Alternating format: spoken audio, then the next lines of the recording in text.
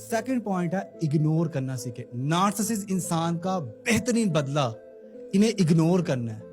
ये आपका दिल दुखाएंगे, ये आपको रुलाएंगे, ये हर वो कोशिश करेंगे जिससे आपको बुरा महसूस। आपने इन्हें इग्नोर करना है। आपने इनकी बातों को, इनके सोच को, इनके ख्याल को, इनकी तमाम के तमाम चीजों को इग्नोर रखना है। इनको दरवाजे के बाहर फेंक के आना है। आपके सामने भी खड़े होना, आपने ये अपने जहन में तसव्वुर बनाना है कि यार एक दीवार है मेरे और उसके दरमियान में, मुझे कुछ सुनाई नहीं दे रहा। तो जब आप इन्हें इग्नोर करेंगे ना, ये मर जाएंगे, क्योंकि ये वैलिडेशन के भूखे होते हैं, ये तवज्जो के भूखे होते हैं। ये चाहते हैं कि बस मैं बहुत अजीम, बहुत कामयाब, बहुत सब कुछ।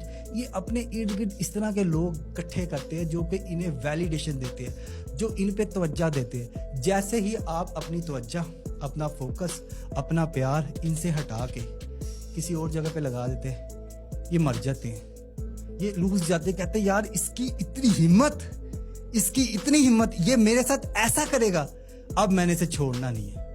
और छोड़ के चले जाते हैं, कहते हैं छोड़ना नहीं है, लेकिन क्योंकि आप उनके कंट्रोल से बाहर है तो वो यूं निकल जाते हैं आपकी जिंदगी।